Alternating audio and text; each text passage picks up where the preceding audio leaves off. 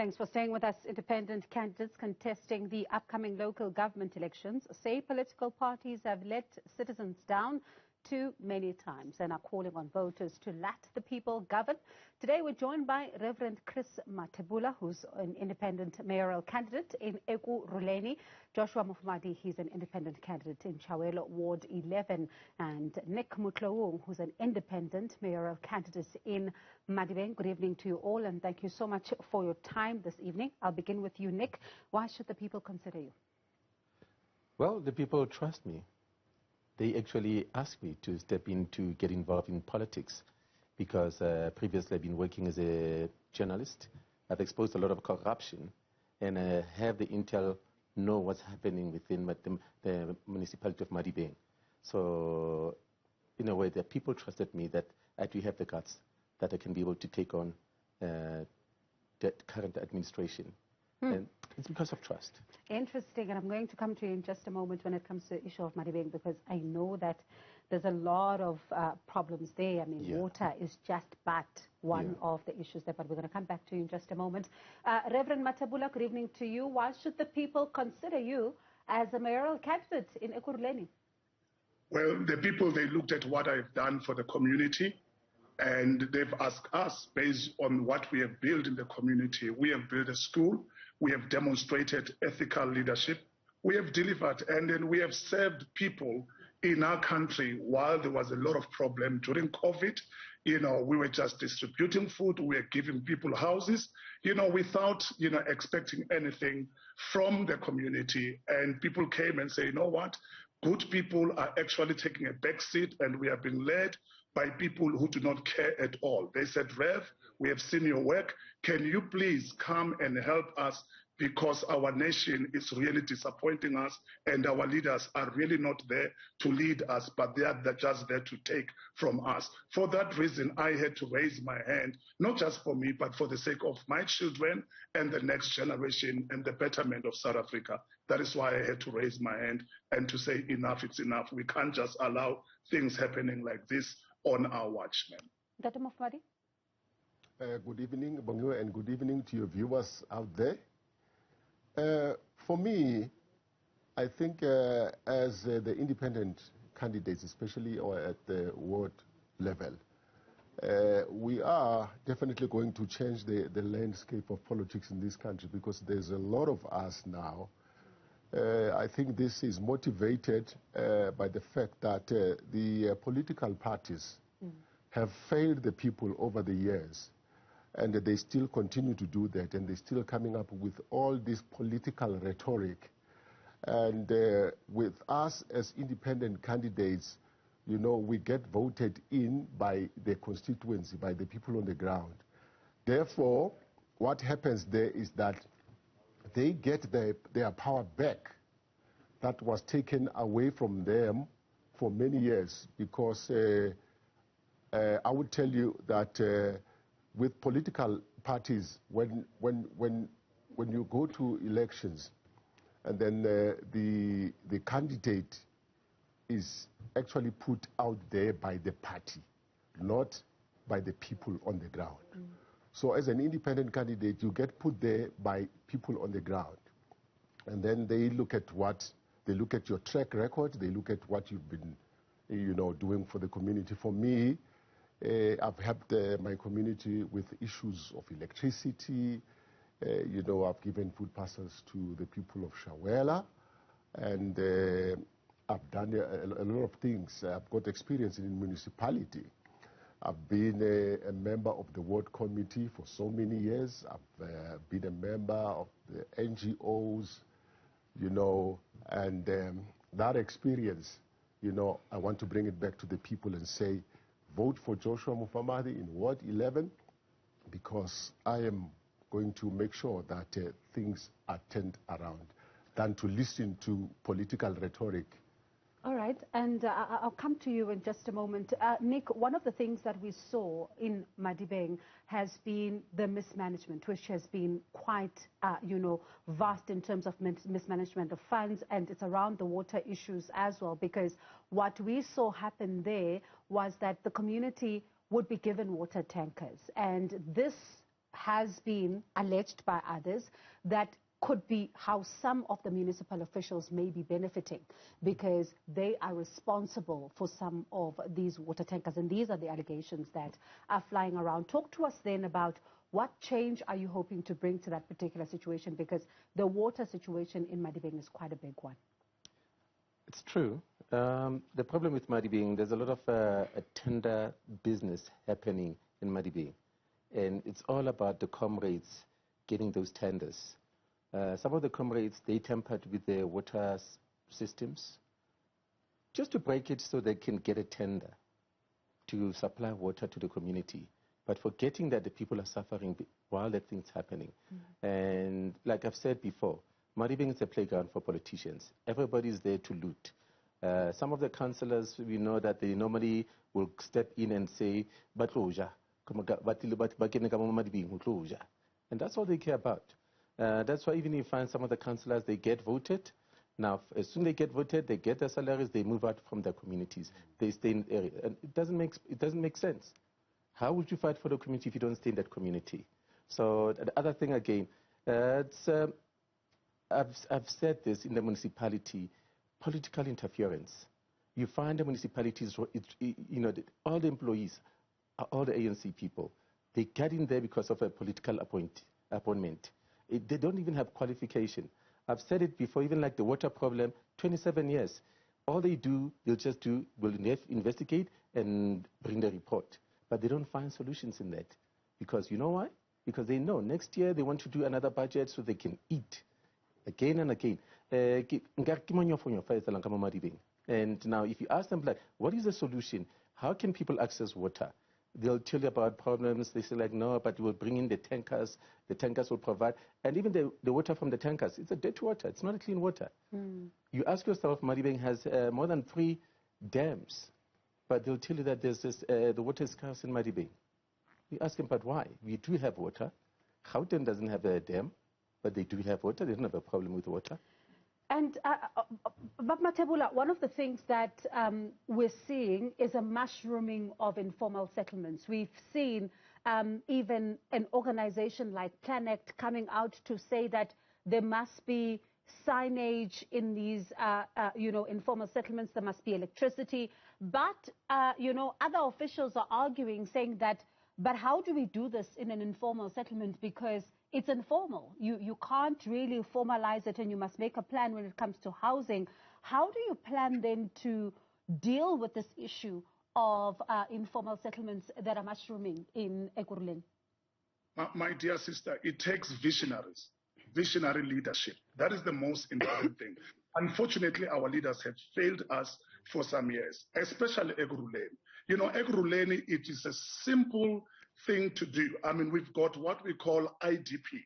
This is integrated development planning. It is there. These are the things that they have put by the municipality, not only by the municipality, but the people themselves of Ekurhuleni to say, this is what we want. Number one, we want roads, and stormwater. Number two, they said we need, sports and recreation. Number three, they said human, settlement. So there is a list of things. All that the leaders that they're supposed to do is to follow, the IDP plan and begin to give a leadership. So the issue of, of what you call these checks that are around in our communities, it is because people, they are not giving leadership. People, they don't honor the law. People, they don't respect the law. Anybody comes in, they know that they can build a check. Nobody's going to hold them accountable because our leaders, they are just busy focusing on their own thing. That is why I'm saying you just need a strong leadership and accountability. What we have done, as ICM, we have put a team, together of great leaders and the skilled people who are able to hold, everybody accountable and working hand in hand with the community, because it's all about us giving the community what they want. And the issues, of these sheds, mushrooming all over. If you've got a strong leadership that works with the police, that works with the community, things like this will never happen because it's all about giving service delivery. People, at the end of the day, probably they end up also planting those sheds because nobody is giving a service to the people. I'm saying, my dear, as ICM, with skilled people, professionals, and also leaders of integrity, which have said, this is a simple matter, get people in a rightful position, and they'll be able to do what they're supposed to do. And the people at the end of the day, they will be happy. Instead of promising a lot of things, people, they don't want promises. They just want us to deliver as their leader. That's it. And when I look at the list, it's not complicated things. If people can just follow the IDP and give according to the requirement of the people, everybody will be happy and then would live peacefully in this nation. All right, but Mathebula, I'm going to ask us just to pause for a second and go for a quick breather. When we come back, but Motloung, in fact, Mr. Mufamadi, one of the things that I want us to look into is the electricity issue that you mentioned, because where you are and the ward you're representing, it's quite a big issue, and it continues to be. So let's talk about that on the other side of this. Let's continue then our conversation with Reverend Chris Mathebula, who's an independent mayoral candidate in Ekurhuleni, Joshua Mufamadi, who's an independent candidate in Chiawelo Ward 11, and Motloung, who's an independent mayoral candidate in Madibeng. Ndata Mufamadi, one of the things that we saw is the issue of electricity in Chiawelo. I mean, there's been even communities that have said that they've had to live for over 9 months without electricity. Others are even saying that it's even impacting on the health of either their health or their loved ones. I mean, I read a story a few months ago about someone who said their brother required electricity and they needed storage, a very cold storage for diabetes medication. And unfortunately, because of this power issue, their brother passed away. And these are some of the stories that we are hearing about coming out of a community like that which you represent. Talk to us about how then do you plan to resolve the standoff of electricity? Oh, thank you very much for that question. I think it's a very important question. Just to put on record, we have a section in Chiawelo Ward 11 where actually they didn't have electricity for more than 2 years. So 9 months is an understatement for 2 years. So that is a big problem.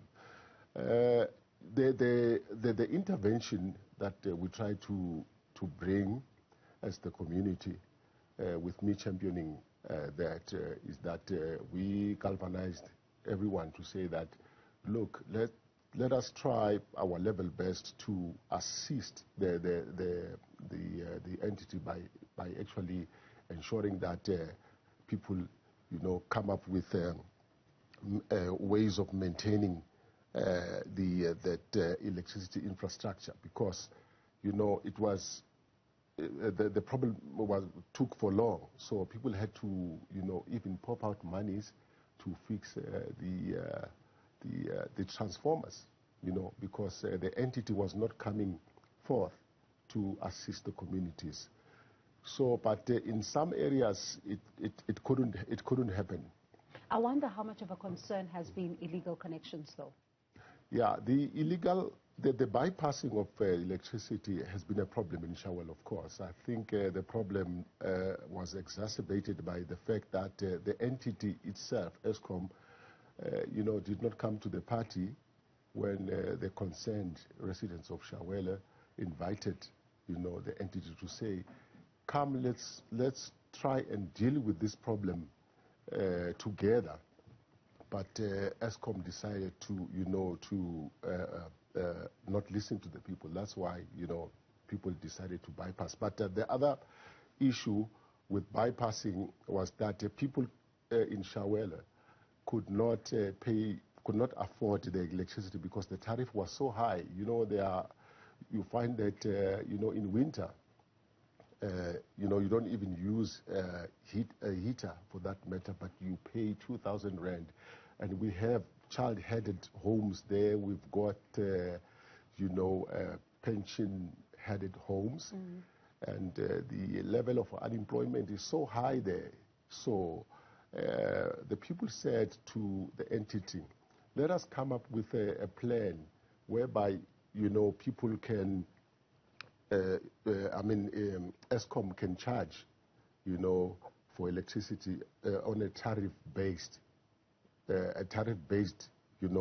flat rate, whereby maybe, ESCOM can give, for example, 1,000 kilowatts, and then people can pay maybe 300 or 400 rand. But the entity did not come to the party. So that's why maybe people decided to bypass. I'll come back to that because it's worrying that they're not then part of the indigent policy, because there is that within ESCOM. And if you talk about child-headed households and households that are headed up by, the elderly, surely they should fall under the indigent, policies. But let's then talk about the issue, Mathebula, of, unemployment, because in fact, before I come to the issue of unemployment, I'd like to just begin this with you. Some people have said, that church and politics don't mix, and you should be focusing more on the church and just growing that, but not being part of the political arena. But it's not the first time we see, a man of the cloth deciding to take up this call. What do you say to those who continue to criticize pastors for taking up this call of politics? Yeah, so I don't know why they do that, because it is a fact that where we are as a nation, you can't just take a backseat and say, I'm a pastor. Drastic times call for drastic measures. We have been in a buzz, and I need to speak to those who are saying we are not supposed to get involved. The Church of Jesus has been in a buzz for too long, in our comfort zone, hoping that a drunk driver, drunk by corruption, that he will take us to the destiny. Look what has happened in the past 27 years with many churches in this country, but the corruption continues to grow. People continue to be murdered. Crime, rape continues to go up. And then somebody's still expecting me to remain inside the church and say, this is where I need to belong. And others, they even say, you are not even qualified for that. And I'm saying, look what the people that we thought they were qualified, what they've done to our nation, what they've done to our people, the pains and the tribulations that we are going through. I'm not just going to hide just because I'm a pastor. I'm a pastor because I love people. I'm a pastor because God has called me to serve people. Even right now, I am jumping into this because I have given a service to our people, and I can't just keep that service to just few people. It is all about bettering the lives of people. I want to encourage any pastor there, this is a free country. If you want to do something to better the lives of people, let us do it. Somebody said the only thing necessary for the triumph of evil, it is for good men do nothing. For too long, good men have been taking a back seat and hoping that somebody is going to create their future. It doesn't work like that. You don't just stumble to your future, you create the future that you want. As a church, probably, let me also mention that, the church that I'm pastoring, we have employed over 85 people in our church. These people, they are all of them, except those who are temping, which is around about 5. They are also in the medical aid scheme. Nobody was retrenched during this season of COVID. Why? It is because we exercise ethical leadership. We honor our people, we respect our people, and then on top of that, I can't just keep that leadership skill to few people. I need to extend that to our people in this nation. So that is why I'm stepping in, so that people can have better lives. That is why we need to create jobs so that our people can have a better life. ICM, it is existing for that reason. Before I come to you, Nick, I'd like to tell you on that, Reverend, how do you then create jobs? How do you envision it unfold in Ekurhuleni? Let me say this, ma'am. We don't have problem of money in this nation. We have too much money and resources. The only problem that we have, we've got wrong people. Now, one of our vision or our manifesto, we are saying, take power back to the people. You begin with the people in their wards.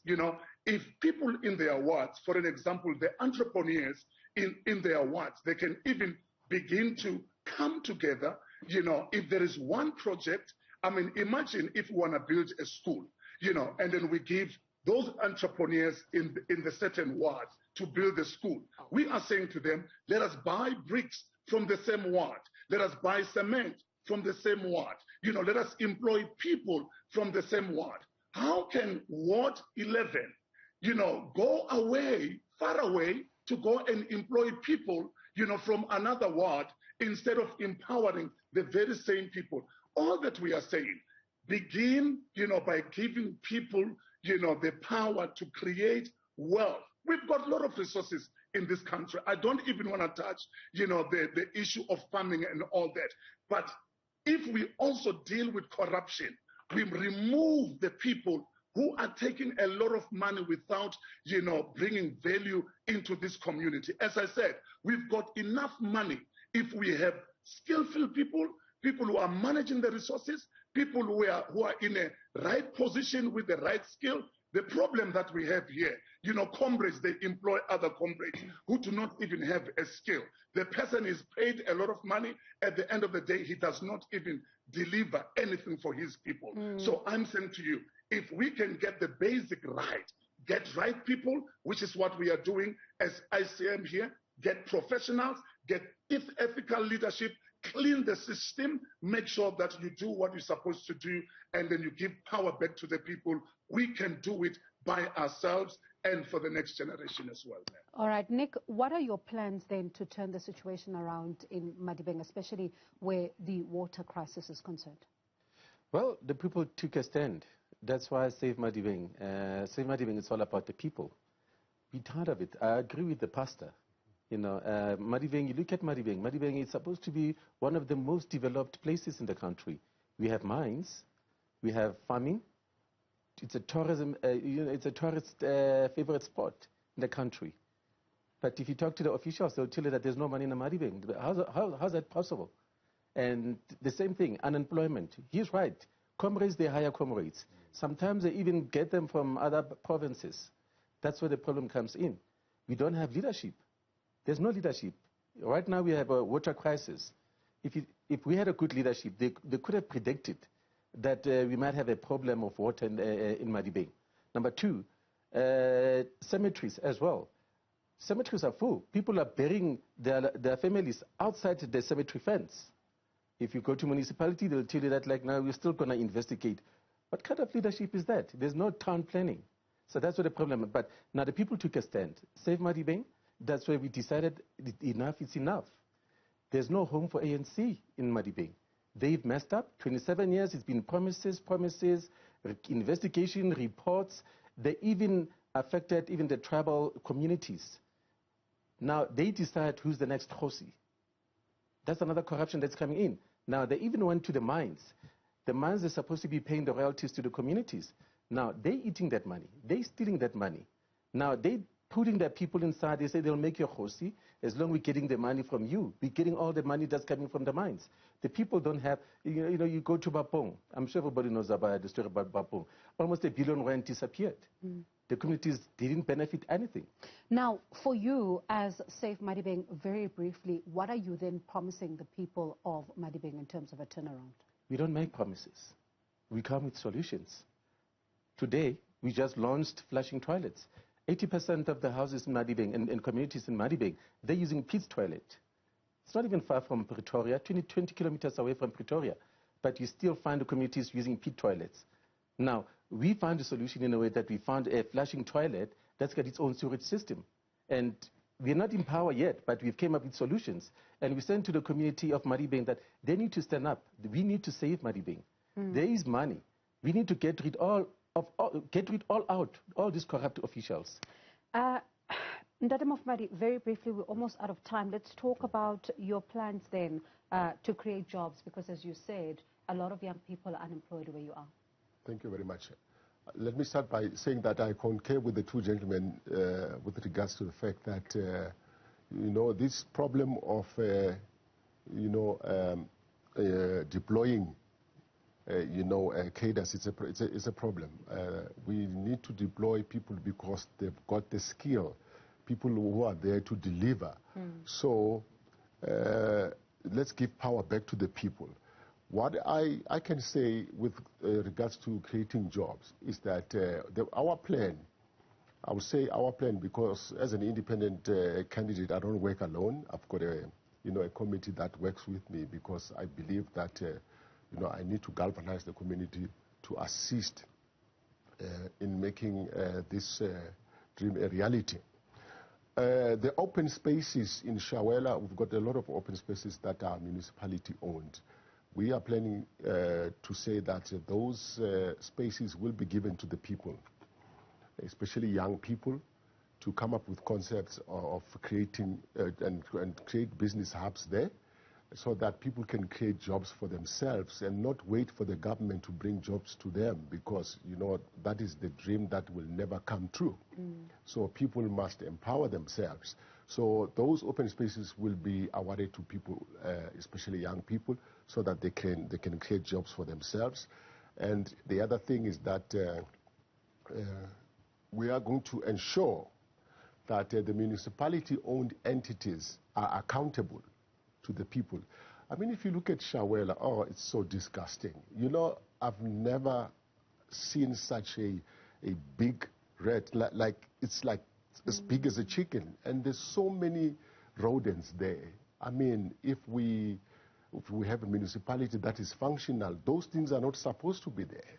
So the other thing that we're going to do is that we will make sure that we make sure that our area is clean. That's number one, because cleanliness is next to godliness. I think the pastor will agree with me there. All right, and very briefly, in 15 seconds, Mathebula, there's been controversy around the issue of, vaccines, mandatory vaccinations. We've seen in some manifestos other political parties coming out to say that they're quite against this. As the ICM, where do you stand on the issue of mandatory vaccinations? Well, I stand, man, it has always been, vaccines have been there, vaccines have been there. It's not a first thing. The thing that would definitely not going to agree is to force people to take vaccine. This is a free country. People, they've got a right to know what is it that gets into their body, But where we are now, we are saying we've got serious problems, guys. We want to give service delivery to our people. Vaccine, as much as we are pushing it as priority number one, people, they don't have food on the table. People, women are being raped. People are being murdered in this country. Let us give same energy that we are giving to the vaccine into all these problems that we are facing. That is our stance, as ICM. We want to better the lives of people. The life of people does not just depend on vaccine. There are many things. Education, system in this country, it is a mess. Unemployment, it's a concern. Right. Our children are getting pregnant at the young stage. We need to build this country, moving forward. That will be my take. And ICM, it is there with people of quality, with ethical leadership. We are saying we cannot take a backseat anymore. Let us build this country. We cannot just depend on one man, to feed us and to show us the way. It is us, South Africans, who must do this for the sake of our children. All right. Thank you so much to you all for your time this evening, and good luck for the road ahead. That was Joshua Mufamadi, who's an independent ward candidate in Chiawelo Ward 11, Reverend Chris Mathebula, an independent mayoral candidate in Ekurhuleni, as well as Motloung, who's an independent mayoral candidate in Madibeng. We'll, of course, be tracking their journey as we inch closer then to the local government election.